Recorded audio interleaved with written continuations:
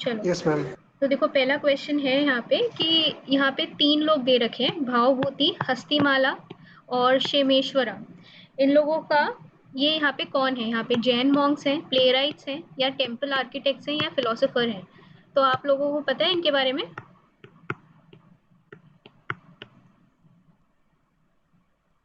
No ma'am, देखो actually ये जो इनका है, नहीं क्लू। हाँ जी, देखो ये जो है ये प्लेराइट्स हैं, ठीक है? प्लेराइट्स मतलब जो प्ले लिखते हैं, ठीक है? तो इन्होंने किसी न किसी लैंग्वेज में अपना प्ले लिखा हुआ था। तो कन्फ्यूजन इसमें कई बार ये लगेगा कि ये भावभूति जो हैं वो मॉन्क हैं और इसमें कन्फ्यूजन होगी, लेकिन जो इसका एक्यूरेट आंसर है कि ये प्ले राइट्स हैं। तो इनके अपने प्लेस थे। जो भावभूति थे वो कहीं ना कहीं 8th सेंचुरी के एक स्कॉलर थे, ठीक है? और उन्होंने यहाँ पे संस्कृत में एक प्ले लिखा था, ठीक है? और ये हस्तिमाला जो है, ये भी जो थे, ये जो थे पोएट थे, ये कन्नड़ में लिखते थे, ठीक है? और ये जो आपके ये क्षेमेश्वरा हैं, ये भी आपके प्लेस लिखा करते थे। तो ये जो थे ये प्ले राइट्स थे, ठीक है? तो इसका आंसर जो है वो यहाँ पे बी है, ठीक है? तो फिर अब देखो सेकंड देखते हैं यहाँ पे। सेकंड वाला देखो क्वेश्चन में आपको क्या कह रहा है? मॉन्टेग चेम्सफोर्ड रिफॉर्म जो है 1919 की, इसने रेकमेंड किया था granting voting rights to all the women above age 21, ठीक है? और इसका सेकंड स्टेटमेंट क्या है? The government of India act of 1935 gave women reserved seats in legislature। तो आप बताओ इसका आंसर क्या होगा? कोई इसका मैम अंदाजा लगा सकता मैम है? सेकंड होगा, बी हाँ आंसर जी। होगा। और जो सेकंड सेकंड ओनली। बताएगा उसका मुझे फर्स्ट क्यों गलत है उसका रीजन बताओ। मैम एक्चुअली यहाँ पर ऑल मैम द वुमेन लिखा हुआ है। हाँ जी। यस और मैम। एज तो का क्या मैम ऑल क्लियर द नहीं है, मेन के तो लिए ऑल था? द। जब sorry ma'am. All the main के लिए नहीं था तो ऑल द वुमेन के लिए कैसे हो सकता है ना? तो आप ये फर्स्ट स्टेटमेंट जो यस है मैम। उसको एलिमिनेट कर सकते हो, क्योंकि एक इनकम एलिजिबिलिटी थी, है ना? 10,000 इनकम जिसकी थी, जिस 10,000 रुपए जो कमा रहा था उस टाइम पे एनुअली, वही सिर्फ वहां पे वोट कर सकता था। तो ये स्टेटमेंट जो है ये एलिमिनेट हो जाएगा, ये तो गलत हो जाएगा, है ना? फिर सेकंड स्टेटमेंट जो है, यस मैम। ये आप देखो यहाँ पे हो सकता है डाउट हो कि, लेकिन फिर भी यहाँ पे रिजर्व सीट्स जो हैं वो, ये स्टेटमेंट है वो बिल्कुल ठीक है। रिजर्व विमेन के लिए रिजर्व किया गया था लेजिस्लेचर में, लेकिन ये 1919 की बात नहीं है, ये यहाँ पे 1935 की बात है, यस मैम। ठीक है? तो इसका आंसर क्या है? इसका आंसर है 2। Option B. बिल्कुल ठीक है। तो याद रखना कि जो विमेन का यहाँ पे सीट्स जो रिजर्व आपकी मिली हैं वो आपको मिली है 1935 में, ठीक है? अब थर्ड देखते हैं। देखो, विद रेफरेंस टू दी 8 अगस्त 1942 की बात कर रहा है, ठीक है? और इंडियन हिस्ट्री में, तो इसमें हमें बताना है कि कौन सा ऐसा इवेंट है जो 8 अगस्त में हुआ है 1942 को। देखो यहाँ पे क्विट इंडिया रेजोल्यूशन सबसे पहला ऑप्शन, फिर vice Roy executive council expand हुई, ठीक है? थर्ड स्टेटमेंट है कि कांग्रेस मिनिस्ट्रीज ने रिजाइन किया था यहाँ पे 7 प्रोविंसेस में, ठीक है? और डी स्टेटमेंट है कि Cripps proposed an Indian union with full dominion status once the second world war was over. तो इसका आंसर है वो है आपका option A A, ma'am. Option ठीक है? ए। हाँ बिल्कुल। तो क्विट इंडिया मूवमेंट आपका 1942 का है ना? और 1942, देखो ये जो डेट है आपकी 8 अगस्त 1942, और एक डेट है 8 अगस्त 1940, ठीक है? उसी डेट को एग्जैक्टली वेवल प्लान भी जो था वो प्रपोज किया गया था, ठीक है? सॉरी, ऑगस्ट ऑफर जो है उसको प्रपोज किया गया था, ठीक है? तभी उसको ऑगस्ट ऑफर बोलते हैं। तो सेम डेट को 1940 में ऑगस्ट ऑफर भी आया था, ठीक है? कौन था वाइस रॉय उस टाइम पे? जो ऑगस्ट ऑफर आया था उसके टाइम पे वाइस रॉय किसी को याद है 1940 में कौन था? लिनलिथ गो मैम था, ठीक है? कौन मैम? लिनलिथ गो, ठीक है? तो अगर 1940 की बात करें तो यहाँ पे अगस्त ऑफर होगा, और अगर 42 की बात करें तो क्विट इंडिया रेजोल्यूशन की बात हुई थी, ठीक है? अच्छा, और 41 से 45 तक आईएनसी की कोई भी सेशन नहीं हुआ था, ठीक है। स्पेक्ट्रम में देखना 41 से 45 तक कोई भी स्पेक्ट्रम नहीं, वो सेशन जो है वो नहीं हुआ है आईएनसी का।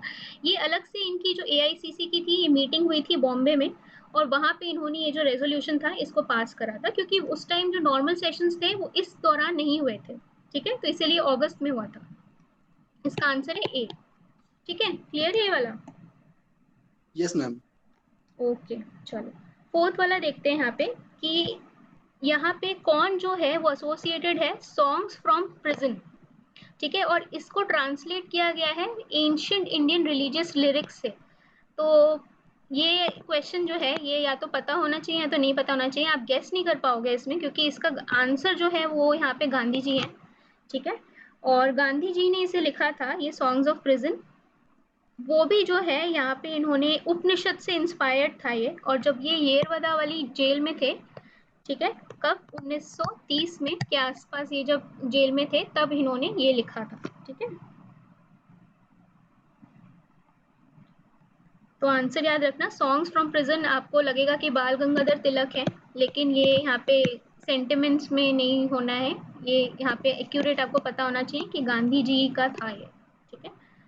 चलो अब देखते हैं यहाँ पे क्वेश्चन नंबर 5। क्वेश्चन नंबर 5 में मेडिवल इंडिया की बात कर रहा है, with reference to medieval India. यहाँ पे इसका सीक्वेंस बताना है, एडमिनिस्ट्रेटिव सीक्वेंस जो है वो क्या है। तो आपने पढ़ा है मेडिवल इंडिया का एडमिनिस्ट्रेटिव सेटअप, यस कैसे मैम, वहां पे सूबा अरेंजमेंट सरकार होता था? Prerna. Okay, option C. Option A, ठीक है। नहीं मैम, ऑप्शन सी। नहीं नहीं, ऑप्शन ए है, सूबा सबसे बड़ा होता है। Yes ma'am. बड़ा कौन है? अरे यहाँ इंक्रीजिंग साइज में लगाना है ना, ए होगा। ये मेडिवल इंडिया की ये जो सेटअप है ये किसका है? ये मुगल सेटअप है, मुगल एडमिनिस्ट्रेशन का सेटअप है। वो क्या करते थे, सबसे बड़ा उनके अंडर जो आता था वो पहले सूबा आता था, ठीक है। फिर सूबा फर्दर डिवाइड होते थे सरकार में, ठीक है। और मैम सरकार, असेंडिंग ऑर्डर मींस आरोही क्रम क्या? हाँ, असेंडिंग ऑर्डर का मतलब बढ़ता हुआ, सबसे बड़ा जो है लास्ट में आपको लगाना छोटा है, से बड़ा। ठीक है। ये परगना सबसे छोटा और सूबा जो रहेगा आपका सबसे बड़ा, ठीक है। Yes ma'am. तो देखो ये जो मेडिवल की बात कर रहा है ये स्पेसिफिकली यहाँ पे मुगल एडमिनिस्ट्रेशन की बात कर रहा है। मुगल में भी किसकी बात कर रहा है? मुगल में सबसे बड़ा जो उनका सूबा होता था, ठीक है। सूबा मतलब आप मान लो कि जैसे अभी करंट स्टेट होते हैं, स्टेट के अंडर फिर यहाँ पे सूबा के अंडर जो यहाँ पे सरकार होते थे, सरकार के अंडर, ठीक है, फर्दर वो डिवाइडेड थे किसमें? परगना में, ठीक है। और परगना जो थे उसके अंडर छोटे छोटे विलेजेस आते थे, ठीक है। तो ये इनका पूरा सेटअप था। सबसे छोटे विलेज होते थे, कुछ विलेज बना मिला के फिर परगना बनता था, परगना मिला मिला के यहाँ पे सरकार बनती थी, और फिर सरकार मिला के यहाँ पे पूरा एक सूबा बनता था, ठीक है। तो आंसर इसका ये है, ऑर्डर याद रखना। और ये अगले साल के लिए भी सारे क्वेश्चंस इंपॉर्टेंट रहेंगे, कहीं ना कहीं से घुमा फिरा के यहीं से रहते हैं, ठीक है। चलो अब ये यस 6th मैम। क्वेश्चन देखते हैं। 6th क्वेश्चन में क्या है यहाँ पे, इसमें पूछा है कि who among the following was associated as a secretary with the Hindu female school which later became the Bethune female school। तो देखो कौन हो सकता है यहाँ पे? मैम इसमें कुछ भी नहीं कर सकते, मतलब देखो मैंने मैम कुछ। एनी ऑप्शन बेसेंट सी। नहीं एसोसिएटेड थी, ठीक है। एनी बेसेंट नहीं थी विमेन एजुकेशन से, और देवेंद्र नाथ टैगोर ने काम तो किया था लेकिन he was not associated with the Bethune school. Ishwar Chandra Vidyasagar आप बहुत अच्छे से गेस कर सकते हो, क्योंकि इन्होंने विमेन एम्पावरमेंट यस और मैम। विडो रीमैरिज में बहुत सारा काम किया था, ठीक है। और इन्होंने यहाँ पे एक स्पेशल स्कूल भी बनाया था वहीं पे, ठीक है, हिंदू फीमेल स्कूल बनाया था 1849 में, आप जाके चेक करना, 1849 में हिंदू फीमेल स्कूल बनाया था। इसको यहाँ पे इन्होंने रीनेम कर दिया था कुछ साल बाद, ठीक है, 56 में, और रीनेम करके इसको बेथ्यून फीमेल स्कूल इसका वो रख दिया था, उसी के ये सेक्रेटरी थे, ठीक है। और द्वारका नाथ ये क्या कहते हैं, देवेंद्र नाथ टैगोर भी एसोसिएटेड थे विमेन से, एजुकेशन वगैरह से, वो एग्जैक्टली देख लेना, ठीक है। लेकिन ये जो है ये मेनली एसोसिएटेड है विडो रीमैरिज और फीमेल की एजुकेशन से, ईश्वर चंद्र विद्यासागर। चलो अब 7th देखते हैं। 7th आपका जो क्वेश्चन है इसमें आपको बताना है कि कॉलोनियल इंडिया के कॉन्टेक्स्ट में जो शाह नवाज खान है प्रेम कुमार सहगल हैं, गुरबख्श सिंह ढिल्लों हैं। ये जो है ये कौन है और ये किससे एसोसिएटेड है? ये स्वदेशी मूवमेंट से और बॉयकॉट मूवमेंट से एसोसिएटेड है। ये मेंबर्स ऑफ इंटरिम गवर्नमेंट के हैं, 1946 में जो इंटरिम गवर्नमेंट बनी थी। फिर ये मेंबर्स ऑफ ड्राफ्टिंग कमेटी है कॉन्स्टिट्यूएंट असेंबली के, या फिर ये आईएनए के ऑफिसर्स हैं। Yes ma'am, option D. है ना, ये तो इजी है ये क्वेश्चन। तो मैम डी। ये यस लोग वही मैम। 3 लोग हैं जिनका ट्रायल करा जा रहा था रेड फोर्ट पे, है ना। तो यस मैम। उन्हीं का केस ये एक हिंदू थे, एक मुस्लिम थे और एक सिख थे। उसकी वजह से यहाँ पे तीनों कम्युनिटीज के बीच में यूनिटी भी देखी गई थी। तो और फिर इनका केस भी जो था वो लड़ा था यहाँ पे जवाहरलाल नेहरू ने, और भी 1-2 लोग जो थे उन्होंने लड़ा था। ठीक है, तो ये आईएनए ट्रायल्स वाले 3 लोग हैं। ठीक है, चलो अब क्वेश्चन नंबर 8 देखते हैं। 8 वाले में आपको क्या कह रहा है? 8 में कह रहा है कि जो आपकी निजामत है, आपकी जो निजामत ऑफ आरकट है, वो आपकी हैदराबाद स्टेट से निकल के आई। फिर सेकंड स्टेटमेंट है कि मैसूर किंगडम जो है वो आपका विजयनगर एम्पायर वहां से इमर्ज हुआ है। और फिर आपका रोहिलखंड किंगडम जो है वो आपका ऑक्यूपाई किया था किसने? अहमद शाह दुरानी ने। देखो इसे एक बारी सोचो और फिर इसको कोशिश करो अटेम्प्ट करने की। मैम ऑप्शन सी मुझे लग रहा है। हाँ, इसका ऑप्शन जो है, देखो ये रोहिलखंड किंगडम में दुरानी नहीं थे, तो ये गलत हो जाएगा। ठीक है, हैदराबाद स्टेट जो यहाँ पे निजाम वाला जो था वो आरकट वाला ही कहलाता था। ठीक है, तो पहला वाला यहाँ पे एकदम सही है। ठीक है, ये उन्हीं का निजाम्स का जो कर्नाटक वाले थे ना, उन्हीं का आरकट दूसरा नाम था। ओके, तो ये पहला वाला जो था ये सही है। ठीक है, और सेकंड वाला जो था ये भी सही है कि मैसूर वाला किंगडम जो था वो यहाँ पे मैसूर किंगडम में कौन रहता था? वोडियार किंगडम, अपनी वोडियार फैमिली जो थी वो सुनी थी ना, वो मैसूर वाले एरिया में ही थी। ठीक है, मैसूर वाले एरिया में थी। और फिर यहाँ पे वहीं से आपका विजयनगर किंगडम जो था एम्पायर था वो इमर्ज किया था। ठीक है, अब अगर हम बात करेंगे उसकी रोहिला वाले की, तो रोहिला वाले में आपका जो ये जो दुरानी है अहमद शाह दुरानी, ये नहीं था। ठीक है, यहाँ पे कौन होते थे? यहाँ पे अफगान होते थे। ठीक है, अफगान चीफ्स जो होते थे। रोहिलखंड किसके लिए कहलाया जाता है? अफगान वाले जो लोग होते थे उनके लिए यहाँ पे ये फेमस है। ठीक है, रोहिल्ला डायनेस्टी थी। तो याद रखना दुरानी नहीं है यहाँ पे।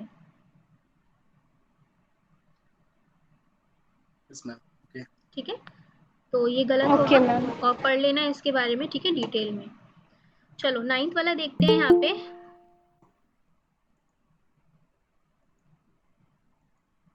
9th वाला देखते हैं। ठीक है, देखो Ajanta caves lie in the gorge of Baghora river. Sanchi stupa lies in the gorge of Chambal river. और फिर Pandu Lena cave shrines lie in the gorge of Narmada river. Amaravati stupa lies in the gorge of Godavari river. देखो ये बहुत मुश्किल सवाल है, इतना किसी को याद नहीं रहता है। ठीक है, लेकिन इसका गोर्ज का मतलब क्या है? गोर्ज ये जो ऐसे खाई टाइप जो होता है ना, वो यू शेप का, ये जो वी शेप का जो होता है ना, कट जो होता है, समझ में, जिसमें रिवर बीच में फ्लो कर रही है। नहीं समझ आया? रिवर फ्लो करती है तो कट बनाती है ना। यस मैम, ये समझ आ गया हाँ क्वेश्चन जी, में। वी शेप वैली बनती है। ठीक है, तो उसके बाद पे गोर्ज बनेगा, यू शेप में जब आ जाएगा तो गोर्ज बनेगा। तो उसी की बात हो रही है। तो वहीं पे ये बात कर रहे हैं कि अजंता जो आपके केव्स हैं वो गोर्ज ऑफ बघोरा रिवर लाई करते हैं। अब आपने बघोरा रिवर पता नहीं सुनी है नहीं सुनी है, मैंने नहीं सुनी थी ये। ठीक है, तो थोड़ा ये मुश्किल रहता है, ये क्वेश्चन मुश्किल है। ठीक है, तो इसका आंसर जो है फिलहाल ये इसका फर्स्ट आंसर है कि अजंता केव्स जो हैं वो यहाँ पे बघोरा रिवर जो है उसकी गोर्ज में ये यहाँ पे लाई करते हैं। ठीक है, एक छोटी सी नदी है, देख लेना बघोरा रिवर के बारे में। ओके, और ये तीनों स्टेटमेंट भी देख लेना, इसके बारे में रिसर्च करना। ठीक है, फिलहाल इसका आंसर जो है यहाँ पे फर्स्ट है। चलो अब हम देखते हैं यहाँ पे 10th question. 21st February is declared to be the International Mother Language Day by UNICEF. ठीक है, और फिर आपका है कि the demand that Bangla has to be one of the national language was raised in the constituent assembly of Pakistan. बताओ, किसी को कोई आइडिया है इसके बारे में? मैम एक मिनट पढ़े पहले. हाँ, इसको पढ़ो.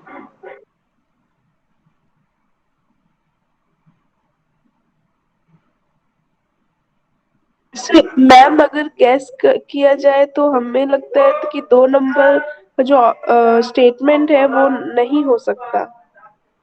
अच्छा, ठीक है बेबी. और किसी को कुछ लग रहा है? सवाल मुश्किल है वैसे ये, लेकिन ठीक है, आप ट्राई करो. और मैम 21 फरवरी को इंटरनेशनल मदर लैंग्वेज डे होता है, ये भी क्लियर नहीं है. हाँ, ये जो है ये पहला वाला स्टेटमेंट है वो गलत है. ठीक है, और वैसे भी यूपीएससी में डेट्स वाले जो थोड़ा सा रहते हैं वो ज़्यादातर गलत होते हैं. मतलब ऐसा देखो, कुछ यहाँ पे आप अंदाज़ा नहीं लगा सकते हो, लेकिन हाँ, इतना एग्जैक्ट किसी को नहीं पता होता है कि कौन सा डे कौन से दिन है. तो ये जो है ये यहाँ पे इसका डे अलग है. इसको चेक कर लेना कि क्या डे है एग्जैक्टली. मुझे पता नहीं है इसका क्या है, लेकिन इसका आंसर जो है फर्स्ट ये गलत है, और सेकंड वाला जो है ये स्टेटमेंट बिल्कुल ठीक है कि यहाँ पे बांग्ला की डिमांड जो थी वो यहाँ पे उठी थी कॉन्स्टिट्यूएंट असेंबली ऑफ पाकिस्तान में. ठीक है, क्योंकि ईस्ट बंगाल ऑब्वियसली आपका जो बांग्ला स्पीकिंग लोग थे वो वहाँ पे ज़्यादा थे, तो वो प्रोटेस्ट करेंगे क्योंकि वो पाकिस्तान का पार्ट थे, तो इसीलिए उन्होंने वहाँ पे प्रोटेस्ट किया था. ये थोड़ा सा आप यहाँ पे गैस कर सकते हो कि ठीक है, ईस्ट पाकिस्तान अभी उसी का पार्ट है, तो बांग्ला जो है वहाँ पे लेजिटिमेट डिमांड हो सकती है उस टाइम पे, है ना. तो या फिर भी गैस कर सकते हो कि ठीक है, ये जो सेकंड ऑप्शन है ये ठीक हो सकता है ना. ओके, यस मैम, ठीक है. वैसे भी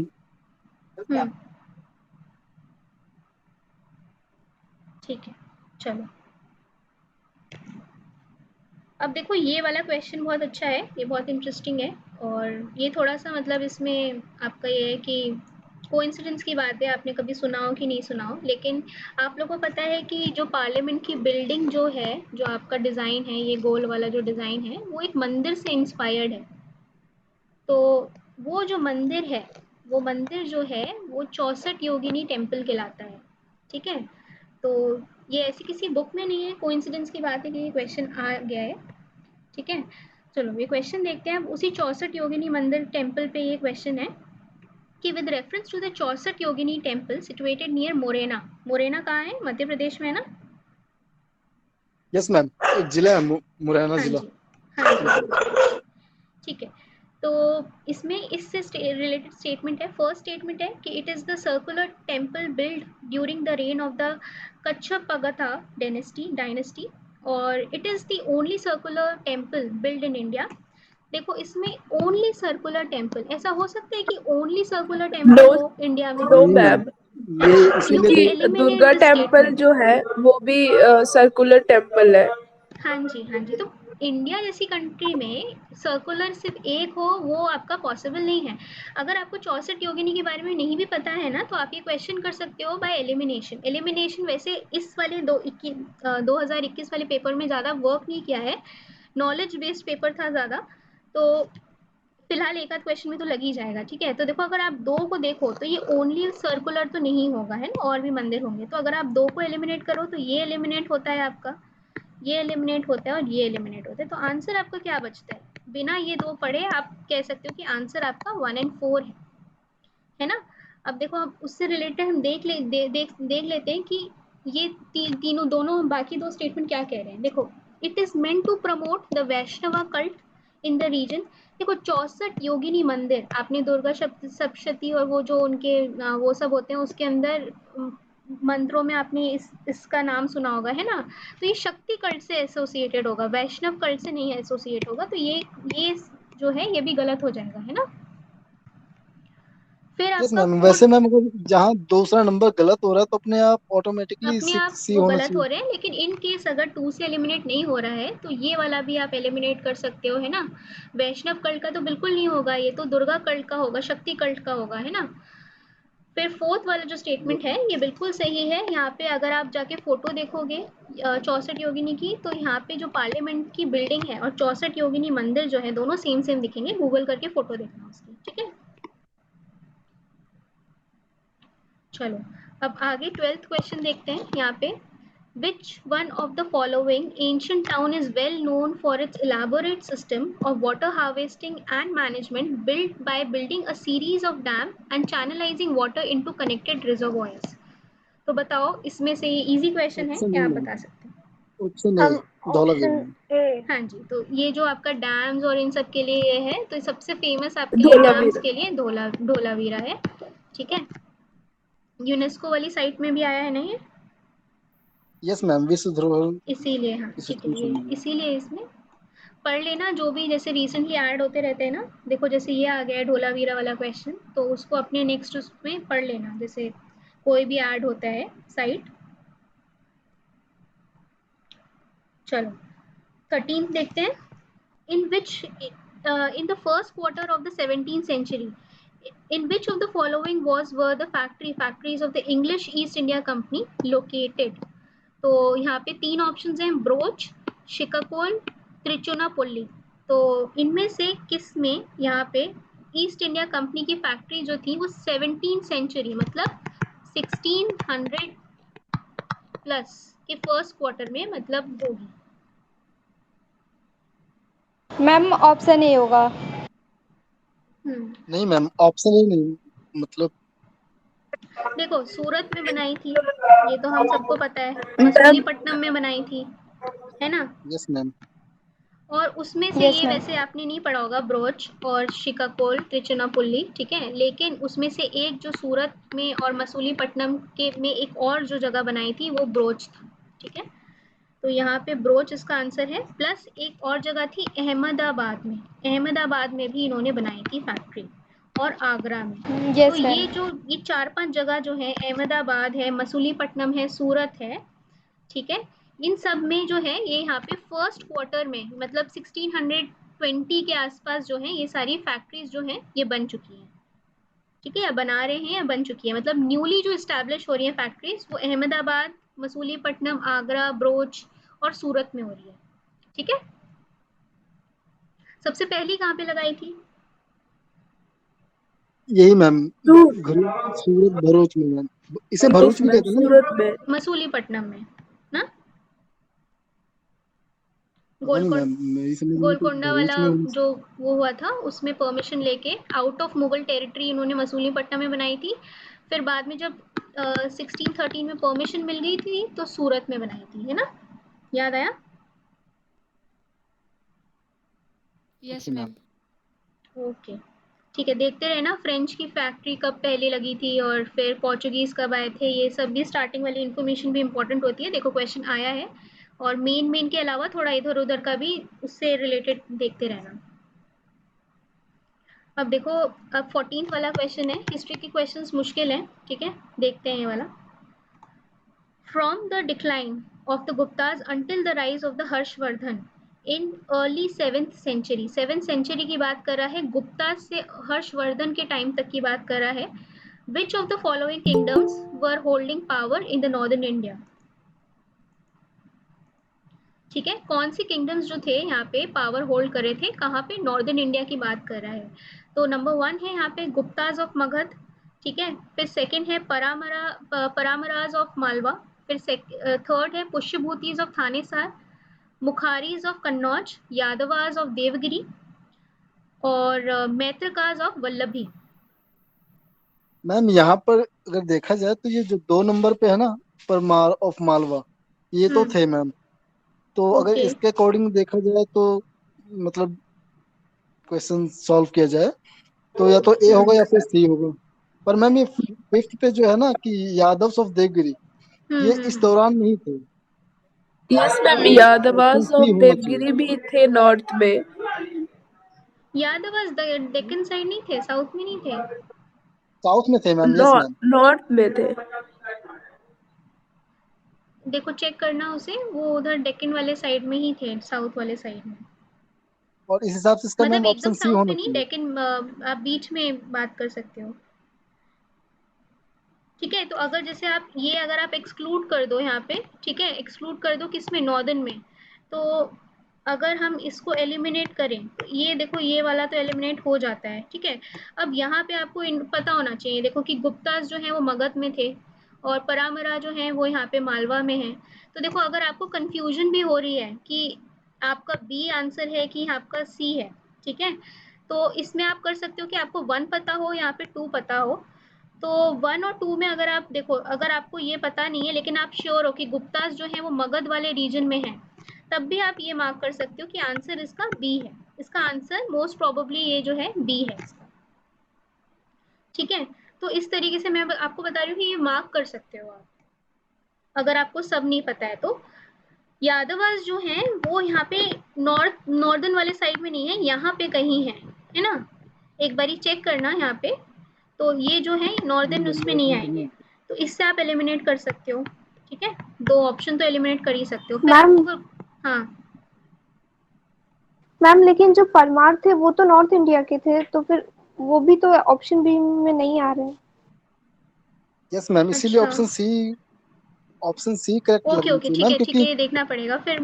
मैंने तो ये अटेम्प्ट नहीं किया है, मुझे नहीं पता था ये, तो इसको एक बारी देख लेना। ठीक है, ये मार्क कर लेना क्वेश्चन, इसको देख लेना, फर्दर अभी आंसर की और किसी की आएगी तो उसको देख लेना। ठीक है, इसको बाद में ओके मैम। डिस्कस कर लेंगे, चेक कर लेना इसे। ठीक है, लेकिन आंसर इसका बी और सी में से कोई होगा।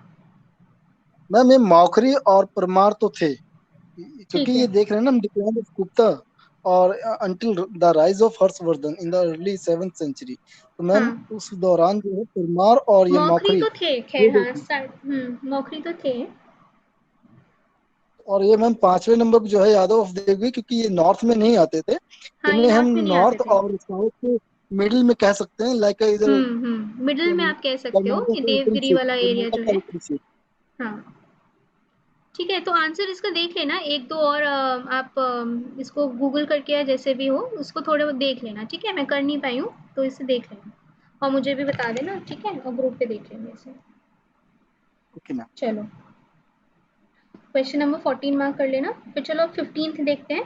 15th में है आपका कि जो पोर्चुगीज राइटर थे न्यूनियस, ये जो थे इन्होंने यहाँ पे बात किया था द विमेन, इन्होंने विमेन के बारे में कुछ बोला था। ठीक है, तो इन्होंने बोला कि विमेन इन विजयनगर एम्पायर वो expert in which of the following areas, wrestling, astrology, accounting, suit saying. Ma'am ये सूत सिंह का मतलब क्या है इनको? देखो सूट सेइंग का जो मतलब है ये मुझे पता नहीं था, लेकिन आप अगर हिंदी ट्रांसलेशन देखोगे तो भविष्यवाणी है इसका। ठीक है, इसका हिंदी ट्रांसलेशन भी होता है ना पेपर में, तो भविष्यवाणी है सूट सेइंग का मतलब। तो मतलब रेसलिंग से इन्वॉल्व थी, एस्ट्रोलॉजी से, अकाउंटिंग से और भविष्यवाणी में थी इन्वॉल्व। आंसर इसका सब होगा। ठीक है, मोस्ट प्रोबेबली सभी होता है, जैसे भी ऐसे क्वेश्चंस होते हैं कि हो सकता है हो। ठीक है, तो ये हर हर एरियाज में इन्वॉल्व थी। ठीक है, विजयनगर किंगडम, विजयनगर एम्पायर में। पर मैम हम जब हम ये देखते हैं ना विजयनगर का, वो आता है क्या नाम, हम्म तेनालीरामन, उसमें ऐसा हम्म कहीं भी नहीं दिखाई पड़ता मैम। दिखाई नहीं देता तो इसका मतलब ये थोड़ी कि है नहीं। ये जो न्यूनेस है ये बता रहे हैं ना अपने रिकॉर्ड्स में कि यहाँ पे विमेन हुआ करती थी, तो मतलब पोर्चुगीज है ये, तो क्यों झूठ बोलेगा ना।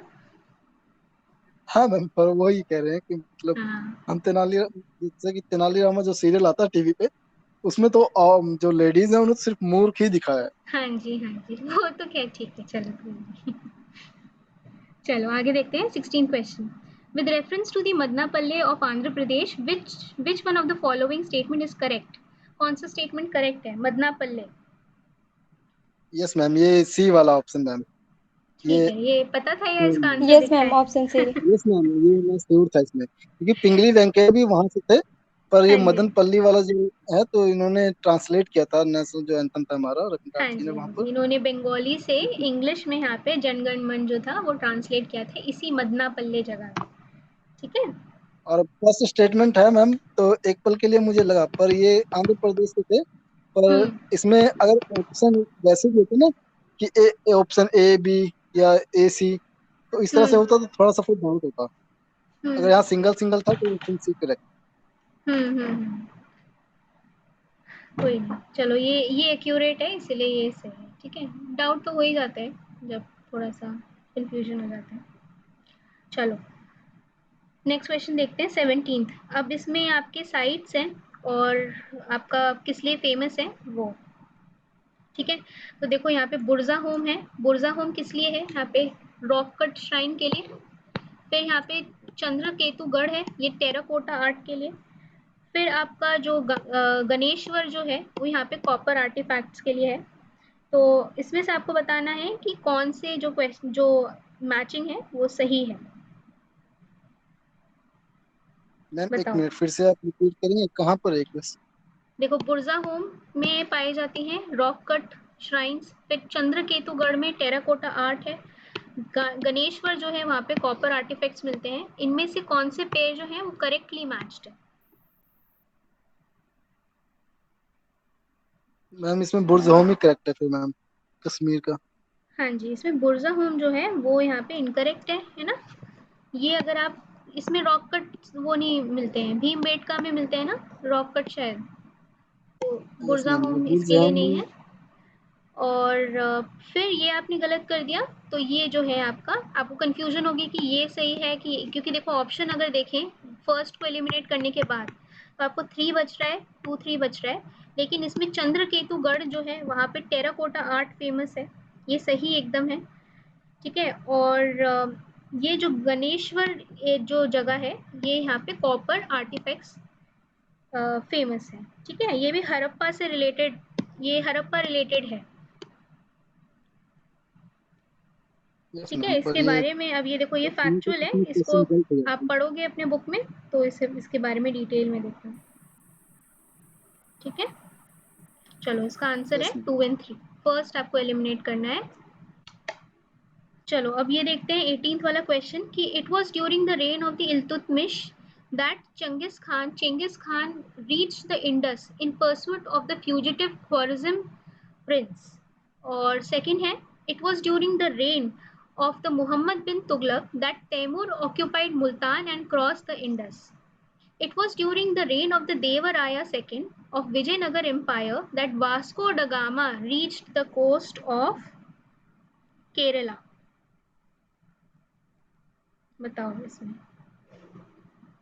मैम इसमें जो सेकंड है मैम वो तो इनकरेक्ट लगता है, सेकंड स्टेटमेंट।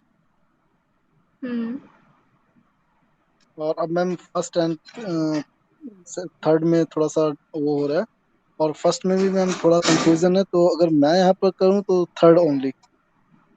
अच्छा, कैलिकट कहाँ था?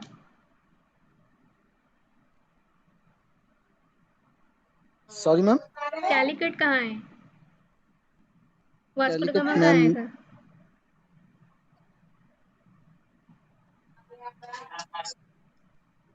ये जो है इसका आंसर जो है ये यहाँ पे जो क्या कहते हैं 3 मेरे ख्याल से गलत है। फर्स्ट इसका ठीक है। ठीक है, ये यहाँ पे जो इल्तुतमिश था ये उसी के टाइम पे चंगेज खान जो था वो इंडस तक आ गया था। एकदम सही स्टेटमेंट है ये। ठीक है, और सेकंड स्टेटमेंट जो है वो भी शायद गलत है। यहाँ पे इसका आंसर जो है वो यहाँ पे ए है। ठीक है, इसका आंसर ए है। और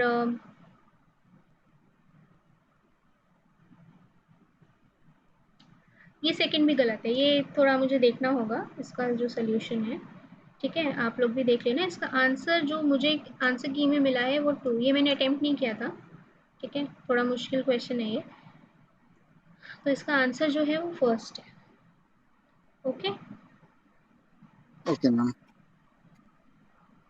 ओके, चलो 19 देखते हैं। 19th वाला क्वेश्चन जो है सेंट फ्रांसिस जेवियर से रिलेटेड है। फर्स्ट स्टेटमेंट है कि जो सेंट फ्रांसिस जेवियर है was the one of the founding member of Jesuit order. Saint Francis Xavier died in Goa and a church is dedicated to him there. The feast of Saint Francis Xavier is celebrated in Goa each year. ठीक है,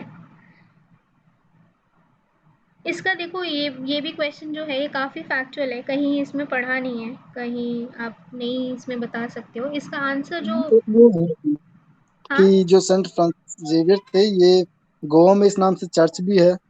हाँ church है।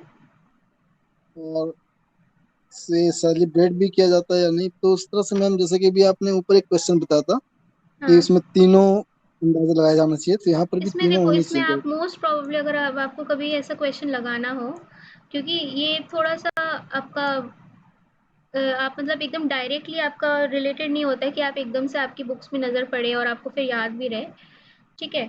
तो इसमें अगर आपको answer लगाना होगा तो तीनों लगाना, और तीनों ही बहुत सारी आंसर्स की में दे रखा है कि ये जो तीनों हैं वो यहाँ पे सही है, ठीक है। कि एक तो ये यहाँ पे जो आपका इससे रिलेटेड जो सेलिब्रेशन है वो हर साल होता है गोवा में, ठीक है। सेकंड स्टेटमेंट भी ठीक है कि गोवा में इनकी डेथ हुई थी और चर्च है उनके नाम पे, और जो है इनका एक ज्यूसिट ऑर्डर जो है इनके नाम पे है, जिन्होंने और जो मैम, इससे अगर एसोसिएटेड देखा है। जाए कि अगर चर्च इनके नाम पे डेडिकेटेड है, तो ये इसका मतलब है कि फर्स्ट स्टेटमेंट भी सही होना चाहिए, क्योंकि हाँ इसे जी, अगर कोरिलेट आपस में से संबंधित हाँ करें आप हम। बिल्कुल कह सकते हो। इसमें देखो एक ही एलिमिनेट आपको करना है, तो ज़्यादा से ज़्यादा एक एलिमिनेट करना है, तो या तो आप ये 1 एंड 2 ठीक कर सकते हो, लेकिन मोस्ट प्रोबेबली कि 1 2 3 आप मार्क करो। तो अगर आपको कुछ आइडिया नहीं है तो हो सकता है सही भी हो, और वैसे ज़्यादातर दे रखा है कि 1 2 3 है। ठीक, ठीक है, इसको चेक करना और इसके बारे में देख लेना। चलो आगे देखते हैं question number 20। With reference to the history of the ancient India, which of the following statement is correct? Mitakshara. Mitakshara was a civil law for upper caste and Dayabhag. Dayabhag was a civil law for lower castes. In Mitakshara, the system the sons can claim right to property during the lifetime of the father, whereas a Dayabhaga system, it is only after the death of the father that sons can claim the right to property.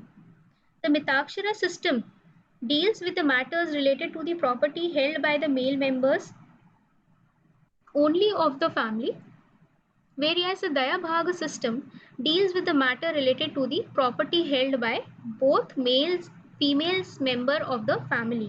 इस question को थोड़ा समझो और उसको answer करने की कोशिश करो, 1 मिनट लो इसके ऊपर। मैम, एक तो पढ़ा नहीं है इस बारे में, मिताक्षर और दया भाग के बारे में। फिर अभी अगर सोचें इस पर क्वेश्चन के बारे में, तो सब एक तरह से वही चीजें बार बार दोहराई जा रही हैं, क्योंकि जैसे अगर दया मिताक्षरा को अपर कास्ट के लिए है, दया भाग जो है वो लोअर कास्ट के वो लिए। लोअर कास्ट तो के यहाँ लिए, पे हम हाँ। दिखा रहे हैं कि क्लेम जो कर सकते हैं वो मरने से पहले कर सकते हैं, और ये मरने के बाद लोअर कास्ट वाले। हम्म तो ये मैम वैसे ही फिर 1 2 3 वाला ही, वैसे ही 1 2 3 1 दोनों 2 3 देखो तीनों इसमें स्टेटमेंट। ऑप्शन नहीं है। इसका इसका जो इसमें आंसर की इसमें जो दे रखा है वो आंसर जो है इसका 2 ओनली सही है, ठीक है। इसका मतलब इसमें जो पहला है वो गलत है और इसमें जो तीसरा है ये गलत है। देखो ये वाला इसमें आप एलिमिनेशन नहीं लगा सकते, प्योरली आपको या तो पता होगा, this is a difficult category question, ज़्यादातर इनको अटेम्प्ट नहीं करना होता है, इनको छोड़ना ही होता है, ठीक है। क्योंकि आपको नहीं पता होगा कि मिताक्षरा क्या है, अगर आपको पता भी होगा तो आपको याद नहीं आएगा कि मिताक्षरा क्या था, ठीक है। दया भाग सिस्टम क्या है और मिताक्षरा सिस्टम क्या है, तो इस टाइप के क्वेश्चन छोड़ने होते हैं, ठीक है। आता है तो वेल एंड गुड, ठीक है। देखो इसमें ऑप्शन भी अगर आप देखोगे तो ऐसे ही है ना, थोड़े डिफिकल्ट से ऑप्शन है, 2 ओनली दैट इसका मतलब ये है कि आपको श्योर पता होना चाहिए कि ठीक है ये एकदम सही है, या 3 ओनली। तो इससे बेटर है कि क्वेश्चन छोड़ना चाहिए, लेकिन मिताक्षरा सिस्टम और दया भाग सिस्टम जो है उसके बारे में पढ़ लेना। सेकंड सही है तो इसका मतलब ये सही है कि मिताक्षरा सिस्टम जो है, the sons can claim right to the property during the life time of the father, मतलब उनके जीते जी जो प्रॉपर्टी पे क्लेम कर सकते हैं वो मिताक्षरा सिस्टम में आएगा। और दया भाग सिस्टम जो है उसके अंदर डेथ के बाद फादर की जो सन्स हैं वो प्रॉपर्टी को क्लेम करते हैं। तो ये सेकंड स्टेटमेंट जो है वो बिल्कुल ठीक है, ठीक है। Yes ma'am. ओके, ठीक है, मिताक्षरा सिस्टम पढ़ लेना। चलो अब देखते हैं यहाँ पे 21st देखते हैं। 21st में आपका है मनी मल्टीप्लायर वाला question. The money multiplier in an economy increases with which one of the following? Increase in the cash reserve ratio in the banks, increase in the SLR in the banks, statutory liquidity ratio, फिर increase in the banking habit of the people, increase in the population of the country. बताओ इसमें से, this is a ma'am easy इसका ये question. जो question, ma'am question क्या है वो एक बार बता दें आप हिंदी में। देखिए क्वेश्चन है, आपको पता है कि मनी मल्टीप्लायर मतलब सप्लाई कितना मनी है, पैसा कितना फ्लो में है इकोनॉमी में, मनी मल्टीप्लायर वो जो आपका है वो किस तरीके से आपका इंक्रीज होगा। ठीक है, कि आप इतना, अगर आप 100 रुपए सप्लाई कर रहे हो, बैंक की तरफ से 100 रुपए सप्लाई हो रहा है, तो वो मल्टीप्लाई होके इकोनॉमी में वैल्यू कितनी क्रिएट करता है, मल्टीप्लायर उसे बोलते हैं, मनी मल्टीप्लायर। मैम ठीक है, ऑप्शन सी। मैम ये हम ऑप्शन सी फिर मैम। हमारे ऊपर डिपेंड करेगा, यानी ये ऑप्शन सी सही होगा, बिल्कुल क्योंकि सही। इसमें habit of the people depend करेगा। हाँ जी, हाँ जी, इसमें बैंकिंग हैबिट, अब देखो जितना आप अगर यहाँ पे यस फ्रीली पैसा यूज कर रहे हो, बैंकिंग हैबिट आपकी इंप्रूव हो रही है, तो मतलब मनी मल्टीप्लायर, ये आप 100 रुपए बैंक के थ्रू आप डाल रहे हो, उसका 1000 रुपए का इफेक्ट हो रहा है। ठीक है, अगर बैंक उस बैंकिंग सिस्टम और ज्यादा इफिशिएंटली यूज होगा, तो हो सकता है कि 100 रुपए का इफेक्ट और ज्यादा हो, मनी मल्टीप्लायर बढ़ जाए, 1000 की जगह कितना हो जाए, मे बी हो जाए कि 2000 हो जाए, मतलब मैं सुपरफिशियली बोल रही हूँ। ठीक है, मतलब आपको उसका आइडिया समझ आ रहा है ना कि मनी मल्टीप्लायर किस तरीके से यहाँ पे उसका इंक्रीज हो रहा है बैंकिंग हैबिट से। Yes ma'am. अच्छा, सीआरआर यस क्यों नहीं मैम। होगा, एसएलआर क्यों नहीं होगा? सीआरआर तो देखो, सीआरआर किसके साथ रखते हैं, आरबीआई के साथ रखते हैं, है ना। तो अगर आरबीआई के यस मैम। साथ यस आपने अपना पैसा रख दिया, 4% पैसा बैंक ने रख दिया अपना सीआरआर के तौर पे, तो आपके पास मनी जो है लेंड करने के लिए कम हो जाएगा, तो मनी मल्टीप्लायर तो नहीं आपका बढ़ पाएगा, क्योंकि सप्लाई कम हो जाएगी पैसे की। फिर एसएलआर जो है, एसएलआर वो मनी है जो बैंक लेंड नहीं करती है, अपने पास अपने पास रखती है। ठीक है, रिजर्व रखती है मैम। Yes ma'am. 38% कुछ रिजर्व करके परसेंट रखती अपने है, पास थर्टी रखती एट है। परसेंट कुछ होता है ये, वो उसको अनुमति नहीं होती है कि वो उसको लेंड करे। तो ये तो अगर आप एसएलआर को इंक्रीज करोगे तो पैसा तो कम ही हो जाएगा ना बैंक के पास, तो ये भी ऑप्शन बिल्कुल गया। और पॉपुलेशन से क्या ही मतलब है ना। पॉपुलेशन जो है आप कितनी भी बढ़ा दो, लेकिन पॉपुलेशन अगर ब्लैक मनी जनरेट करेगी, तो वो आपका फॉर्मल इकोनॉमी में नहीं आएगा ना, तो पॉपुलेशन से कोई मतलब यस नहीं मैम। है। ऐसे तो फिर इंडिया का बहुत अच्छा होना चाहिए था, इंडिया खूब पॉपुलेटेड है, तो उससे कोई मतलब नहीं है। It is the banking habit of the people. चलो अब यहाँ पे 22nd करते हैं। With reference to the Indian economy, demand pull inflation can be caused increased by which of the following? Expansionary policies, fiscal stimulus, inflation indexing wages, higher purchasing power और rising interest rates. चलो पहले इसमें से कोशिश करो करने की, है ना। कोशिश यस मैम। करोगे तो इसमें आप एलिमिनेशन से कर सकते हो, मैं इतना आपको हिंट दे रही हूँ। देखो इसमें डिमांड पुल इन्फ्लेशन की बात हो रही है, मतलब लोग चीज़ों की डिमांड ज़्यादा कर रहे हैं, उस डिमांड की वजह से जो आपका इन्फ्लेशन है वो बढ़ रहा है, जो आपका कमोडिटी है उसकी प्राइस बढ़ रही है डिमांड राइज करने की वजह से। ठीक है, तो किस केस में ऐसा हो सकता है? पहला यहाँ पे स्टेटमेंट कह रहे हैं कि मैम एक्सपेंशनरी पॉलिसी। ये भी करेक्ट है मैम। एक्सपेंशनरी यस पॉलिसी की मैम। वजह से देखो क्या होगा, एक्सपेंशनरी के मतलब है कि चीप मनी पॉलिसी हो गई। चीप मनी मतलब इकोनॉमी में आपका खूब पैसा है, बैंक की तरफ से यहाँ पे खूब पैसा यहाँ पे सप्लाई हो रहा है। ठीक है, लोगों के पास खूब पैसा है, तो पैसा जब खूब होगा तो लोग डिमांड भी ज्यादा करेंगे, हमें ज्यादा खरीदना है, तो ये पहला देखो ठीक होगा, है ना। सेकंड अगर आप यस बात मैम। करो फिस्कल स्टिमुलस की, फिस्कल स्टिमुलस क्या होता है? जो आपकी गवर्नमेंट पैसा खर्च कर रही है रोड्स बनाने में या किसी प्रोजेक्ट पे, जो सरकार अपना कंसोलिडेटेड फंड ऑफ इंडिया जो पैसा खर्च कर रही है, ठीक है, प्रोजेक्ट्स में, वो फिस्कल स्टिमुलस होता है। तो अब लौट फिर के जा तो इकोनॉमी में रहा है ना, किसी प्राइवेट कंपनी को आपने प्रोजेक्ट दिया, तो ये सेकंड वाला स्टेटमेंट भी ठीक रहेगा, है ना। Yes ma'am. अब इन केस आपको inflation yes ma'am. Indexing wages नहीं पता है, ठीक है, चलो आप इसको अभी छोड़ देते हैं ऐसे, है ना। अब आप यहाँ पे फोर्थ अगर आप देखोगे यहाँ पे higher purchasing power. Higher purchasing power ये का भी मतलब correct क्या होता है? लोगों की परचेजिंग पावर ज्यादा है, यहाँ पे कैपेबिलिटी ज्यादा है, चाहे उनकी इनकम की वजह से हो, चाहे उनकी किसी भी स्थिति की वजह से हो, लोग यहाँ पे ज्यादा सक्षम है चीजें खरीदने के लिए, तो ऑब्वियसली है। उनकी यस मैम, डिमांड जो यहाँ है पे वो यहाँ पे मैं बढ़ेगी। जो ये चौथा और पहला ये कहीं ना कहीं आपस में से संबंधित है, बिल्कुल तो ये बिल्कुल। अपने आप तो देखो इसका आंसर जो है वो यहाँ पे 1 to 4 हो ऑप्शन जाएगा, नहीं ठीक है। और ये देखो 1 to 4 अगर आप देखो तो किसी ऑप्शन में है, तो अगर आपको कंफ्यूजन हो जाएगी कि या तो ये आंसर होगा या तो ये आंसर होगा, ठीक है। अब हम फिफ्थ देख लेते हैं, फिफ्थ सही है कि नहीं सही है। राइजिंग इंटरेस्ट रेट, तो बताओ इंटरेस्ट रेट अगर बढ़ेगा तो क्या यहाँ पे परचेजिंग डिमांड पावर पुल कम होगी।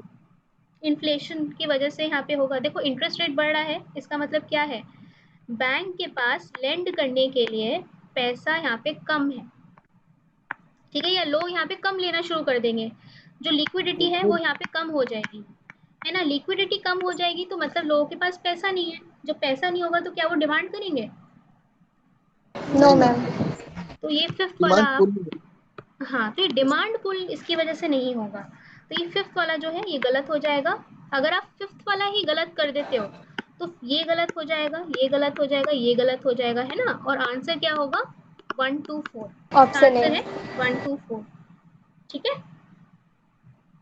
Yes ma'am. चलो आगे देखते हैं,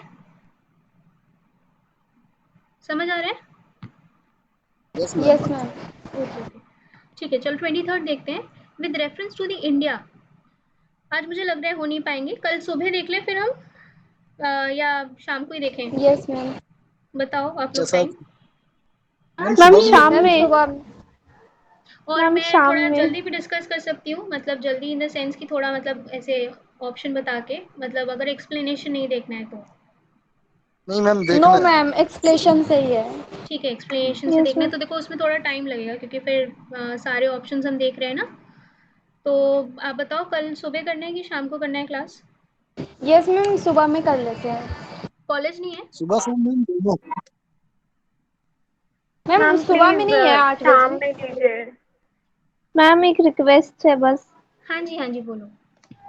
मैम आप शाम में लेती तो मतलब मुझे ऐसे प्रॉब्लम है, आप रिकॉर्ड कर लेंगी तो मैं उससे कर लूंगी फिर। ठीक है ठीक है ठीक है, चलो ठीक है, शाम को सब फ्री हो ना तो शाम को ही कर लेंगे, ठीक है। Yes ma'am. Okay ma'am.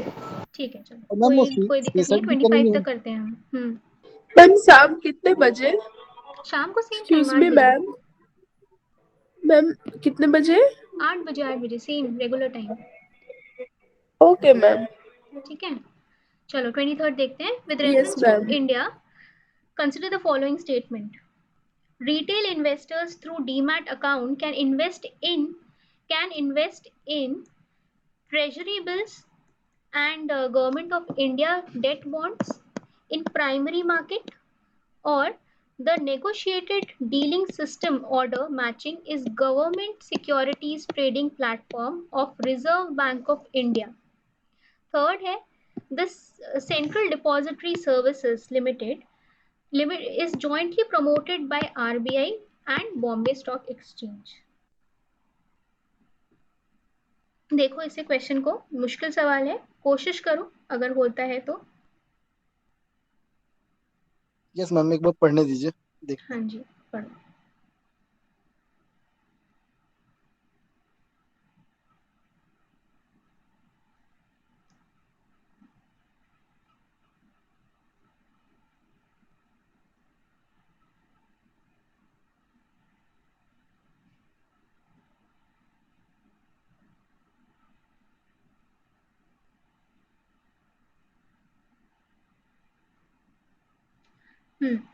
तो देखो ये जो है इसमें आप कर सकते हो पहला क्या? सही है मैम इसमें। अच्छा, पहला इसमें ठीक है, ठीक है। ये यस मैम। ये काफी मैम डिफिकल्ट क्वेश्चन है, ठीक है। देखो इसमें आप जो जिस तरीके से आप अटेम्प्ट कर सकते हो, ये मैंने जिस तरीके से किया था तो वो इस तरीके से कर सकते हो आप कि जो CDSL है ये RBI से रिलेटेड नहीं है यहाँ पे, ठीक है। आप कहीं ना कहीं इकोनॉमी में पढ़ोगे तो आपको कहीं ना कहीं ऐसे सबकॉन्शियसली याद रहेगा कि ये जो CDSL है ये RBI से रिलेटेड नहीं है। तो ये स्टेटमेंट जो है आप एलिमिनेट कर सकते हो। अगर आप ये एलिमिनेट करते हो तो आपका 3 और 2 3 वाला एलिमिनेट हो जाता है, तो आंसर आपका बचेगा 1 या फिर 1 and 2, ठीक है। अब ये आपको दोनों पता होना चाहिए, आपको सेकंड वाला स्टेटमेंट पता होना चाहिए, हालांकि बहुत डिफिकल्ट है, ठीक है। सेकंड आपको नहीं पता होगा, मुझे भी नहीं पता था ये, ठीक है, मैंने नहीं पढ़ा था इसके बारे में, लेकिन यहाँ पे मैंने जो था इसको गेस किया कि 1 and 2 है। तो आप भी इस तरीके से कर सकते हो, मतलब थोड़ा सा लक भी उसमें काम करता है कभी कभी कि ठीक है लगा दिया, 1 and 2 लगा दिया, आंसर जो है इसका 1 and 2 ही है। ठीक है, तो ओके मैम, ये जो यस सिस्टम है मैम। ये आरबीआई के अंडर है, जो आपका नेगोशिएटेड डीलिंग सिस्टम जो है ये यहाँ पे आरबीआई के अंडर है, और ये कुछ सेकेंडरी मार्केट से ये डील करता है। ठीक है, सेकेंडरी मार्केट मतलब कि आप प्राइमरी मार्केट और सेकेंडरी मार्केट क्या होता है कि जब पहले आप शेयर्स जो हैं लिस्ट करते हो, आईपीओ को बोलते हैं ना, पहली बारी कंपनी प्राइवेट से पब्लिक लिमिटेड होती है, आपकी प्राइवेट लिमिटेड कंपनी है, 3 लोग मिलके चला रहे थे कंपनी, अब उनको क्या करना है, जैसे जोमेटो थी, जोमेटो पहले जो थी वो प्राइवेट कंपनी थी, ठीक है, अब वो लिस्ट हो चुकी है, कहाँ लिस्ट हो गई है, स्टॉक मार्केट पे लिस्ट हो गई है वो, ठीक है, उसके शेयर्स जो हैं वो अब लोग खरीद सकते हैं, तो सबसे पहले जब वो बिकते हैं शेयर्स, वो आपका प्राइमरी मार्केट में बिकते हैं, फिर जब उसकी फर्दर आप शेयर्स खरीदते हो, सेकेंडरी मार्केट उसको बोलते हैं, मतलब मैंने किसी और से शेयर खरीदा या मैंने स्टॉक एक्सचेंज पे जाके शेयर खरीदे, तो उसको आप क्या कहते हो, सेकेंडरी मार्केट कहते हो। ठीक है, आपस में वो उनका ट्रेडिंग शुरू हो गया है, वो सेकेंडरी मार्केट होता है, तो उसी सेकेंडरी मार्केट से रिलेटेड ये सिस्टम है इनका, negotiated dealing system order matching. ठीक है, और ये कहीं ना कहीं आरबीआई जो है इसको देख रेख करता है। ठीक है, इसके बारे में आप पढ़ लेना डिटेल में। ठीक है, यस मैम। ओके, चलो, अच्छा वाटर क्रेडिट की बात करते हैं। वाटर क्रेडिट जो है ये इसके बारे में क्वेश्चन है कि it puts the micro finance tools to work in the water and sanitation sector. It is the global initiative launched under the aegis of World Health Organization and the World Bank. Finn, it aims to enable the poor people to meet their water needs without depending on subsidiaries. तो इसका question, ये question आपको बताना है कि इसके अंदर कौन है, मैम वाटर नहीं कैटरी पता होगा। एग्जैक्ट तो नहीं पता है, पर जो इसका स्टेटमेंट थर्ड है मैम, क्योंकि ये वाटर, इसमें जो स्टेटमेंट है थर्ड की, it aims to enable the poor people to meet their water needs without depending on subsidies.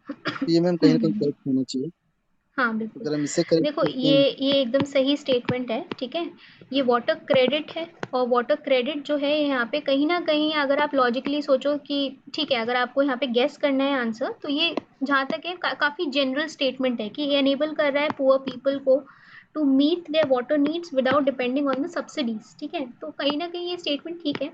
इसमें गलत क्या है, ये एक्चुअली में है क्या, ये जो स्टेटमेंट है ये एकदम गलत है, ये वर्ल्ड हेल्थ ऑर्गेनाइजेशन से रिलेटेड नहीं है, ये वर्ल्ड बैंक से भी रिलेटेड नहीं है। यहाँ पे जो वाटर क्रेडिट रिलेटेड है, ये एक यहाँ पे सोशल एंटरप्रेन्योर एक था कोई बंदा, ठीक है, उसका ये यहाँ पे इनिशिएटिव था, तो मतलब ये प्राइवेट इनिशिएटिव है, ये किसी ऑर्गेनाइजेशन का इनिशिएटिव नहीं है। उसने यहाँ पे ऐसा, उसने एक ऐसा फंड बनाया, या यहाँ पे उसने एक ऐसा पूलिंग की पैसे की, कुछ उन्होंने $2 मिलियन की यहाँ पे उन्होंने फंड बनाया कि यहाँ पे जो वाटर रिलेटेड प्रॉब्लम्स हैं या उनके फाइनेंस हैं, सैनिटेशन से रिलेटेड या वाटर रिलेटेड प्रॉब्लम्स हैं, उसको फंडिंग आप करो। ठीक है, तो एक टाइप का एक फंड बनाया था वाटर क्रेडिट इन्होंने, एक सोशल, मतलब एक सोशल एंटरप्रेन्योर था, उसने बनाया था। ठीक है, ये प्राइवेट इनिशिएटिव है, ये किसी भी ऑर्गेनाइजेशन से रिलेटेड नहीं है, याद रखना। ठीक है, तो चैरिटी बेस्ड टाइप का है ये, इसलिए वर्ल्ड ये अगर आप सेकंड को एलिमिनेट करते हो, तो सेकंड में एलिमिनेट करके आपका आंसर बचता है 1 and 3। बट आपको इसके लिए पता होना चाहिए, आपने कहीं पढ़ा होना चाहिए करंट अफेयर्स में कि वाटर क्रेडिट जो है वो वर्ल्ड बैंक से और इनसे रिलेटेड नहीं है। ठीक है,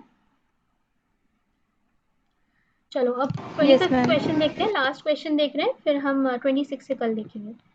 चलो, in India, the central banks function as a lender of last resort, usually refers to which of the following? The lender to the trade and industry body when they fail to borrow from other sources, providing liquidity to the banks having the temporary crisis, or the lending to the government to finance the budgetary deficit. इसे करो करने की कोशिश। Ma'am statement ही नहीं समझ आया, 25th देखो, पे जो लिखा हुआ है इसमें ये मुझे। कह रहा है कि सेंट्रल बैंक जो है इंडिया का, इंडिया में सेंट्रल बैंक जो है इसका फंक्शन है क्या, लेंडर ऑफ लास्ट रिजॉर्ट। आपने आरबीआई का पढ़ा है ना, आरबीआई को क्या बोलते हैं, लेंडर ऑफ लास्ट रिजॉर्ट, मतलब आखिरी सहारा, आपके पास सारे ऑप्शंस खत्म, आखिरी सहारा जो मैम है वो मेरा आरबीआई है। लेकिन यस मैम, आखिरी सेकंड सहारा किसका है?